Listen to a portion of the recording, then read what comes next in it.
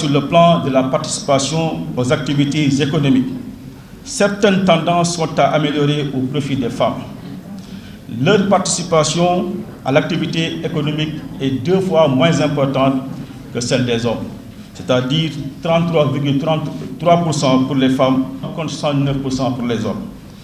Le chômage touche plus de 40% de la population féminine contre 18% de la population masculine.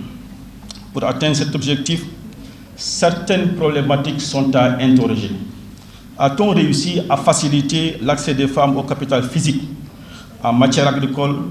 Au-delà des réalités propres à nos sociétés, la question du foncier, qui figure au centre de cette problématique du capital physique, reste loin d'être réglée.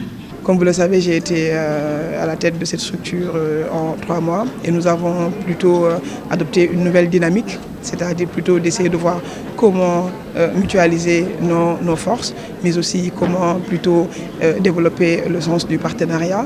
Et c'est pour cela, lors de cette 31e édition de la foire, nous avons jugé nécessaire d'organiser ce panel avec ces vaillantes femmes derrière moi pour plutôt essayer de voir comment débattre sur le renforcement du leadership des femmes dans la production agricole.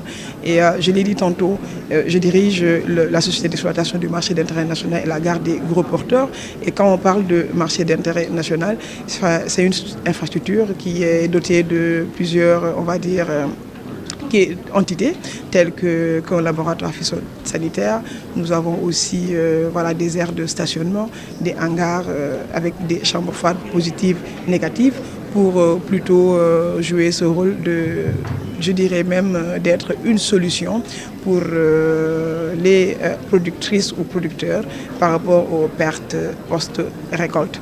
Donc nous sommes plutôt là pour vulgariser la SEMIC dans un premier temps, mais aussi accompagner ces femmes dans la gestion vraiment de la production agricole.